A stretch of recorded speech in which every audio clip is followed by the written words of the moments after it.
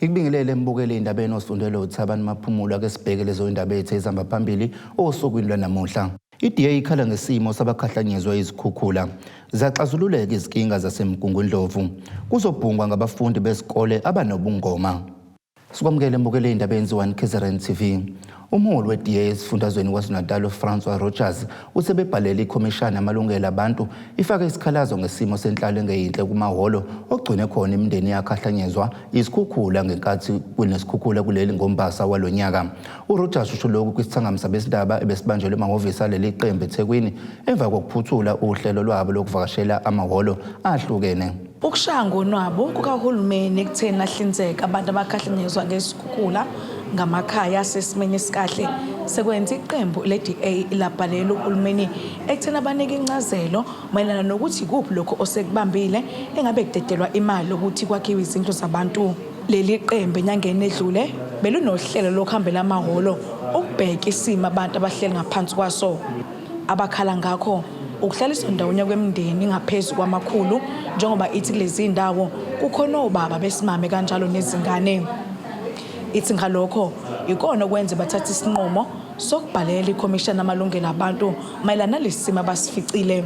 When you visit these community halls, when you engage with people on the ground, it's heartbreaking what those people have to do. You know, simple little things. Like if you now suddenly move to a hall that's 15 kilometers away from where you stayed, children have to go to school. Some of those halls, there's no transport for those children. The parents have to pay transport. Okunye bakuvezile ukuthi bafuna umnyango zokuthuthukiswa komphakathi wenze izinto ekutheni abantu bakwazi ukuthola ukudla njengoba kulamahholo bakholwa ngokuthi abanye basakuthola ukudla.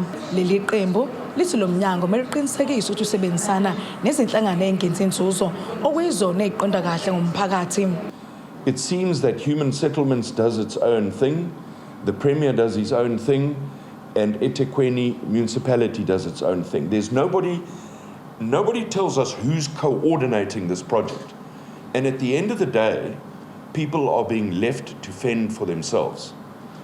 And clearly this is a sign that there is no capable state in our province.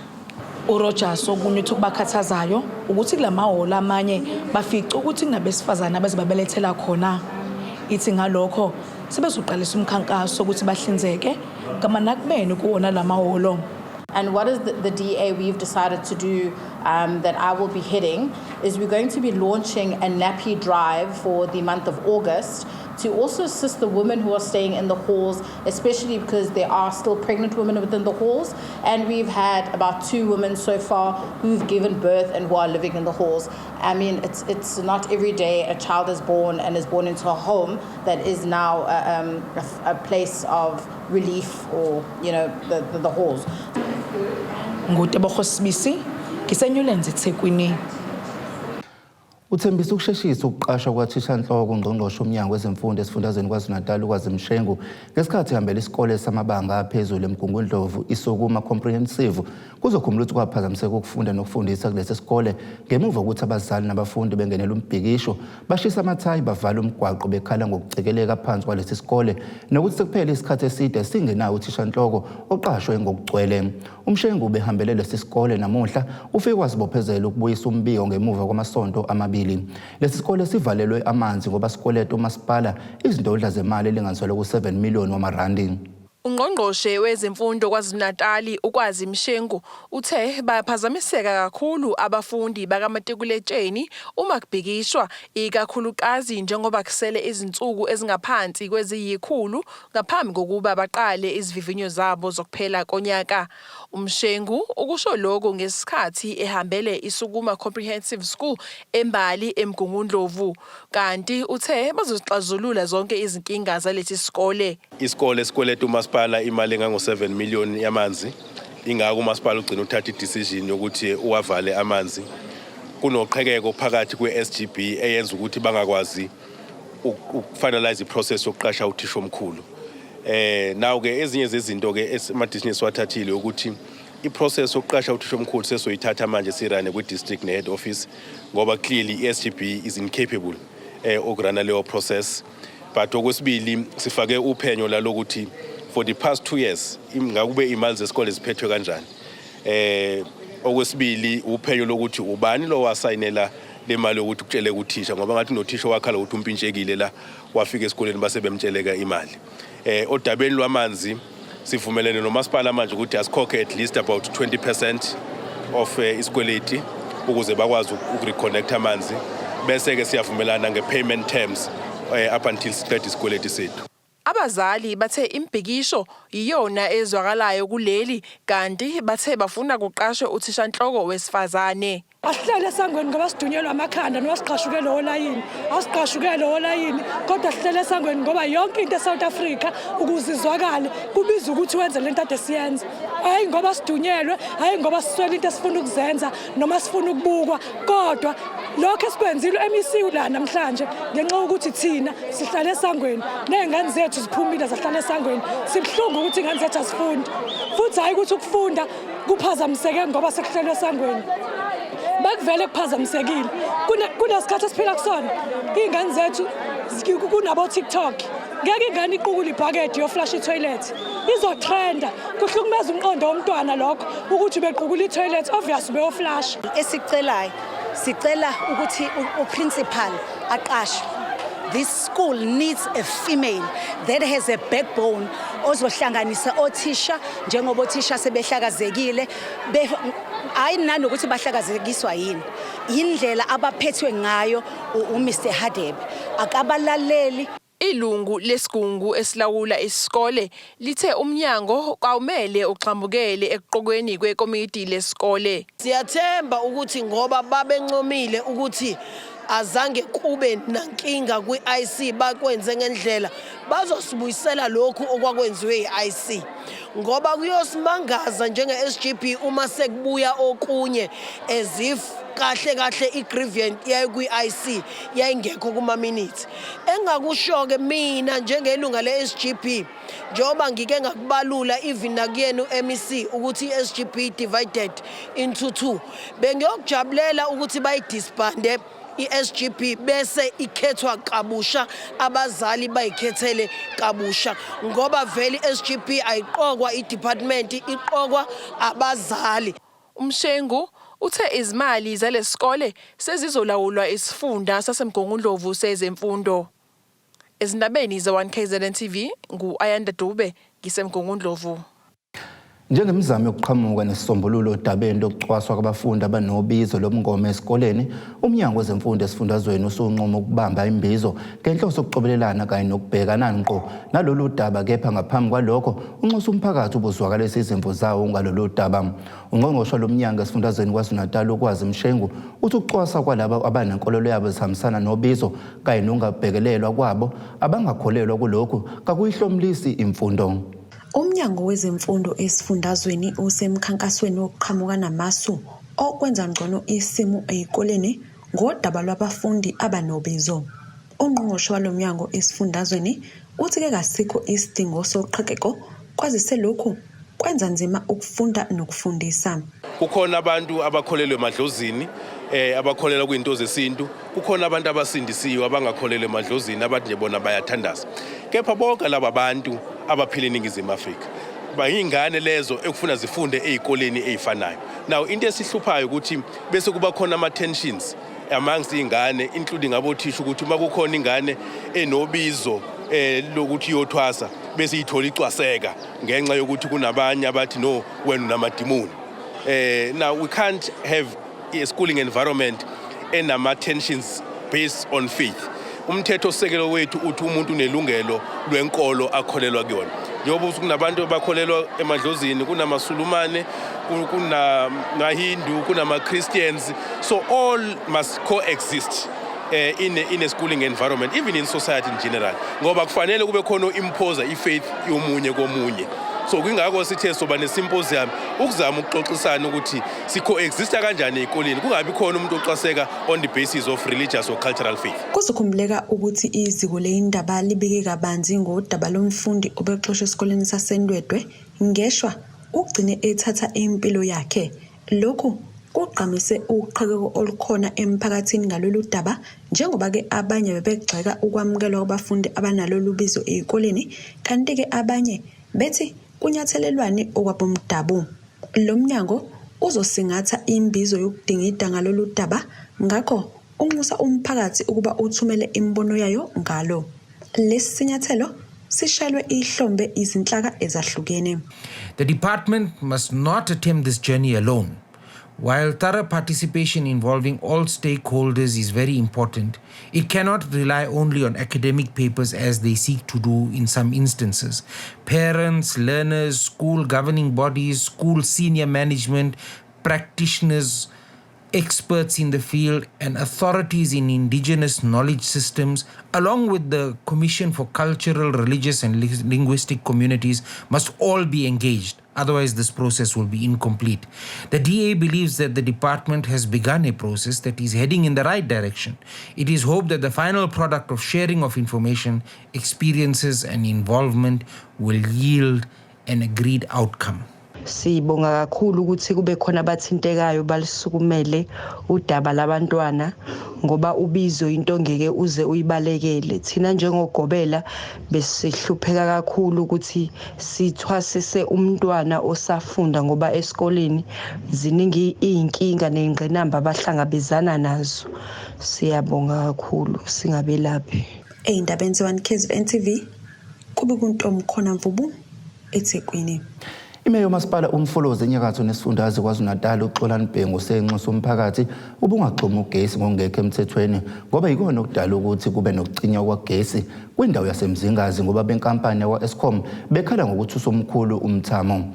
Ekhuluma nethimba lesidaba uBhengu ngekathi kunomhlangano obucelwa abaka-Eskom uzocacisa ngokucinywa kwagesi kule ndawo uveze ukuthi bayasigxeka izigameko zokuhlaselwa kwabasebenzi bale nkampani ephakela ugesi. Indawo yaseMzingazi kuyabhekana nemibhikisho nebiyiphoqa ngahambeki emgwaqweni. Imbangela lombhikisho ukucishwa kwagesi okwenzeka kule ndawo amahora amahlanu okwenziwa inkampani yakwa-Eskom ephakela ugesi kule ndawo ngoba ikhala ngokuxhunywa kwagesi okungekho emthethweni. uMasipala uMfolozi ubiza umhlangano wokuhlanganyela nale nkampani ukuzochaza emphakathini ngokudala ukucishwa kwagesi.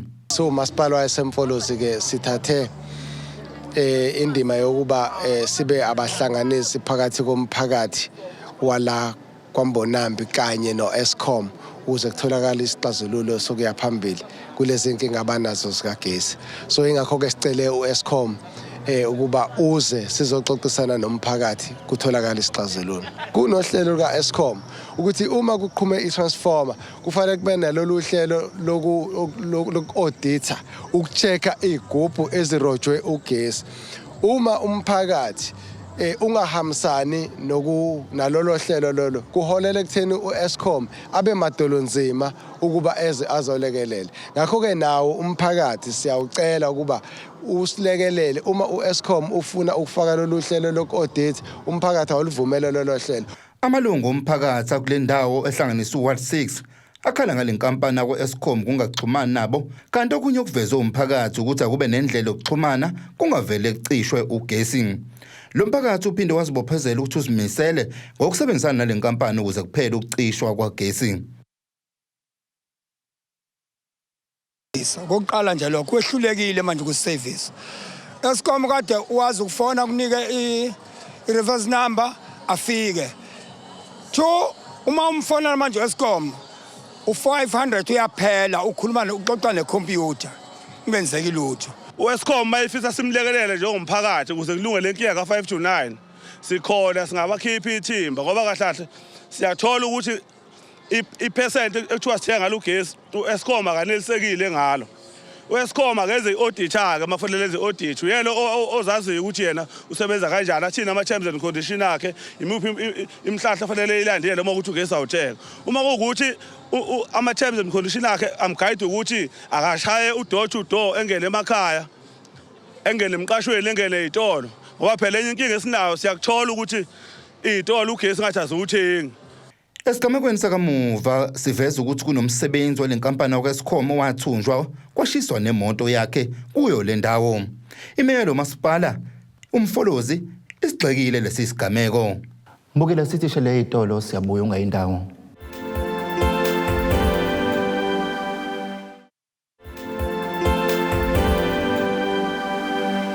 Asiphinde sikwamukele imbukelo endabeni ze1KZNTV ake sibhekele zo indaba ezihamba phambili osukwini lanamuhla.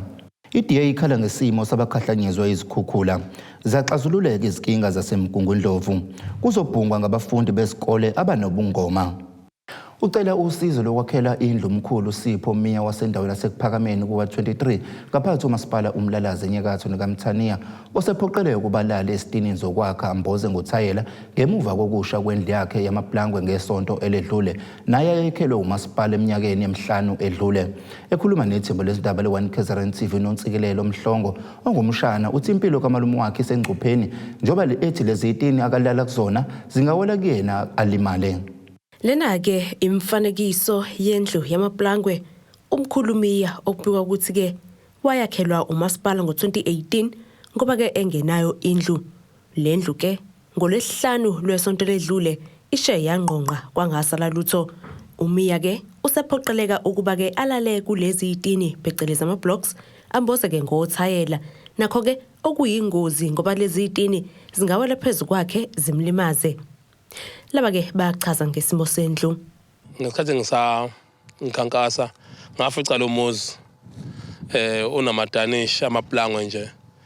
Ngabuza ukuthi kwenzakalani bangitshela ukuthi hayi washiwa umasipala phambilini wakha ngo2018 lendlu ngoba ngangibona indlu itshekile iwa. Ngathi ke cha mabe benginike ithuba ngiyofisa ukuthi ngingenelele nami ngilekelele nansi indlu leya abehlala kuyona umuntu ebeshile ubaba uMeya yavele yasha siseyinhlelweni ukuthi simsize simakhele noma u2 room noma ngaphezulu kwalokho uma siba nenhlanhla sithola usizo yasha kanjalo indle kababa uMeya uthi ke wayebasa lapha ngaphandle kanti kunomoya wasuvela egcina indle isha kanjalo. Umshana kamkhulu uthi ke sesizidi isikhathi umalume wakhe ephila kulesi simo esibucayi uyafisa ke nje ukuthi athole uxhaso njengoba ke engasebenzi kanti futhi nempesheni singakashaya isikhathi sokuthi ayihole. Njengoba nibona emva kwami umalume ubekade ehlala khona la njengoba indlu yakhe isize yasha ke khona kube nzima angifuni qamba mankosi bekumuntu oyiphantelayo akena umuntu uhlasipo ongathi uyasebenza full time ubamba amatoho lapha nalapha makhona lokho akutholayo agcine kwazi ukuthenga ukudla.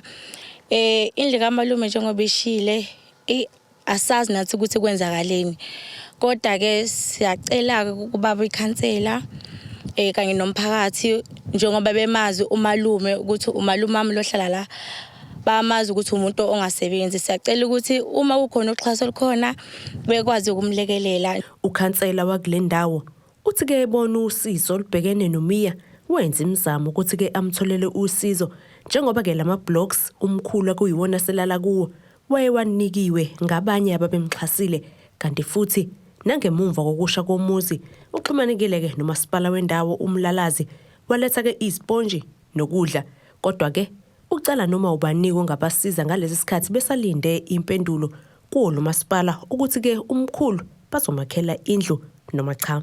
Ngiyafisa ukuthi ke mhlawumbe osomabhizinisi basondele bangilekelele umasipala engibeke kuwona usazongilekelela nawo ngendlela yawo kodwa ngiyafisa ukuthi kube into esheshayo osomabhizinisi bendawo noma makhelana noma umupho ozwayo nje angilekelele ngoba nami njengekhansela angikwazi ukuyiqhenya ngenomuntu olala kule ndawo efana nale.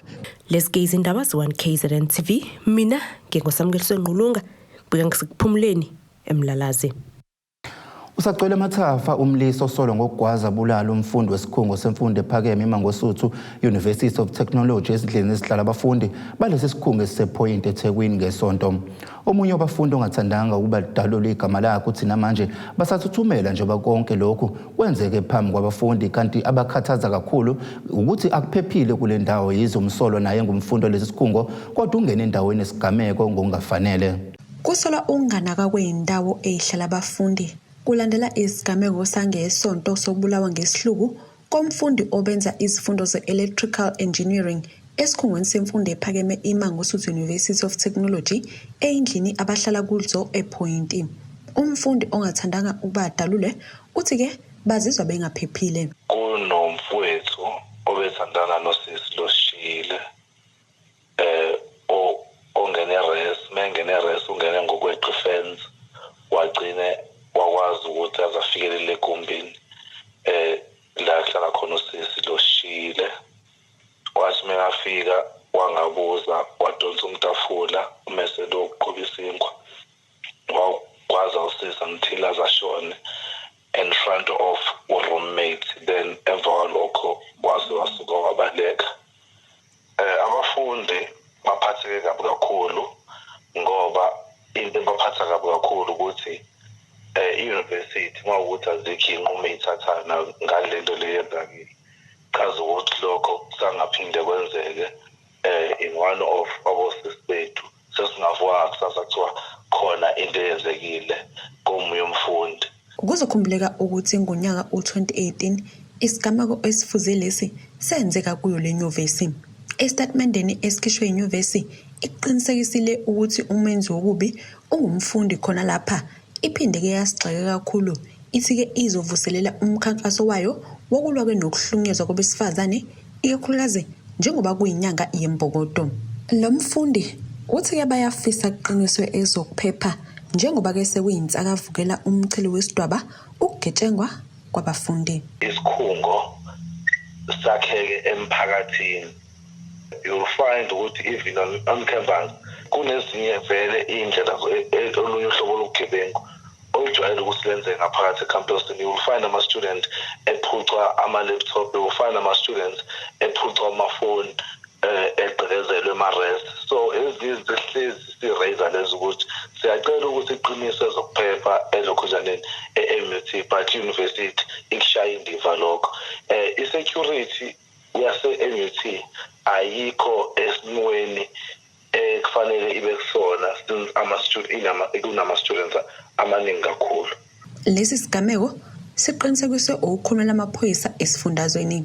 Ngomhla ka-31 kuJulayi ekuseni ngabo 7 amaphoyisa lapha ePoint abizwa laphana kwenye ama-residents lapha kuMahatma Gandhi endaweni yasePoint lapho afika athola khona umzimba wesifazane neminyaka ewu-23 ukwaziwe eseshonile.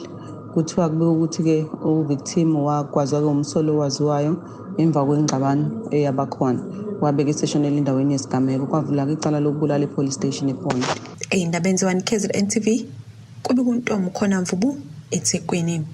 Intsha yasezinqoleni kaNodlana ogwini waseningizimu nesifundazwe KwaZulu-Natal ngenxa yokuswela umsebenzi siqhamuke neso ukunakekela abantu abadala nabakhubazekile ngokuthi babahlanzele izindlu nezingubo. Ekhuluma nezwe lezindaba le-1KZNTV omunye walentsha uNolitha Jali uthi lolu hlelo baliqala ngenhloso yokusiza umphakathi kanti inselelo ababhekene nayo unsuku zonke uma benza lo msebenzi ukuthi kabanazi izinsiza zokuqhubeka kahle nomsebenzi wabo njengoba bengasebenzi imali yokuthenga izinsiza bengenayo. uNolitha Jali wasezinqoleni esigodini sokwaNodalane uthi ngenxa yokwesela amathuba omsebenzi insuku zonke bavuka bayohlanza imizi yezaguga okanye abantu abakhubazekile bakule ndawo. uJali uthi bakhetha ukusungula lolu hlelo ngemuva kokubona ukuthi bahleli abenzi lutho kunokuthi bazibandakanye nezenzo ezimbi abasiza umphakathi. Ekhuluma neziko lezindaba uJali uthi inselela ababhekene nayo ngalo msebenzi abawenzayo ukuthi alukho uxhasa balitholayo ukuze baqhubeke neproject yabo kahle. Nxa yokuswela amathuba omsebenzi sasesibona ukuthi kunogogo abangenabo abantu abafanele babasize nokunoba bahlale bejika nelanga abanye bangaze bangene kwizidakamizwa. Sabona ukuthi kumele ukuthi kube khona lokhu esikwenzayo usiza umphakathi ukuthi sikwazi ukuthi sisize umphakathi wethu abantu abakhubazekileyo abakwazi ukuphakamisa imibhede beshanela ngaphansi kwemibhede. Elinye ilungu eliyingxenye le project uthi bayawuthanda umsebenzi abawenzayo beyintsha kodwa unezinselelo kanti bayafisa ukuba kube khona umsamariya olungile ongangenelela abanikeza uxhaso lokuthenga izinsiza. Inselelo esihlangana nazo abanye ogogo abasamukela emzini yabo mesifika baba nokodwa bangasithembi ngoba siyayisebenzisa nezinto ekwezethu ngoba kweminye imizi sifika insipho ingekho sifike neyethu sikwazi ukuqhubeka nomsebenzi sifika istirulu singekho uniform besicela senzele ukuthi abanye abantu bangenzi sengathi thina ogogo abazi ukuthi mekuqhamuka thina siqhamuka nje zilabantu abakanje kungaqhamuka abanye abantu begqoke bezenza thina bafike bagebe ngogogo. Isaguge sibe nenhlanhla yokuthi khanjele umuzi waso uhlanzwe, kuwasho nezingubo, sithi sijabule kakhulu ngoba sona sihlala ngokungaphili ngakho amandla sisenawo. Ngiyabonga kakhulu kunabantu abasizayo bakikilinela ngoba mina ngisakwazi ukilina nemilenze ayisahambi, inyawo ayisaphakami kahle, izandla ziba nenkwashu. Manje laba ngisizayo ingathi impela mangaqhubekela phambili nani nikwazi ukubaxhasa. Le ntshi bisiveza ukuthi yabhalisa ekutheni ithola isitifiketi senhlangano engenzi inzuzo kodwa besingakabuyi. Ezindabeni ze1KZNTV kube kuZamando Sicele, ngisezinqoleni kaNodalane. Mbukela sithi shele itolo siyabuya nendaba ungayindawo.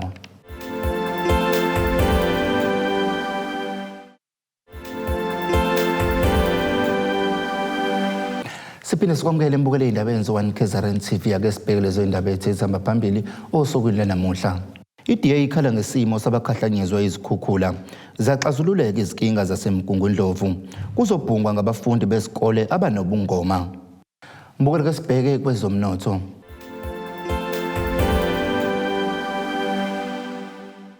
Irandi lu-16.45 maqhathaniswa nedola laseMelika libo 20.06 maqhathaniswa nopondo waseBrithani libo 16.82 maqhathaniswa ne-euro kanti igolide lona libiza $1,772 i-ounce kuthi olengahluziwe ube $100 3 umphongolo. Mbukela sibheke ngosini yezemidlalo.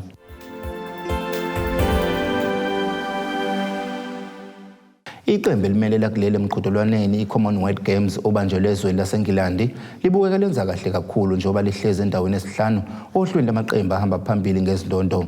Njengamanje selinqobe ezinhlanu zegolide, ezintathu zesiliva bese kuba ezine zethusi nokulibeka esibalweni seziyishumi sezizonke. Kuzokhumuleka ukuthi emqhudelweni odlule labuyela ekhaya nezindondo ezingama-37 kanti zisishiyagalombili izinhlobo zemidlalo elakuleli elibambe iqhaza kuzo okubalwa khona ukusubatha, i-cricket, i-gymnastics, i-hockey, ukubhukuda nokunye. Kanti iqembu kulonyaka liqopha umlando ngoba nabesifazana abaningi kunabesilisa. Lo mqhudelwano uqalwe mhla zingama-28 uNtulikazi uzophuthulwa mhla ziyisishiyagalombili kwephezulu. Mbukela ke bheke isimo sezulu esingalindeleka.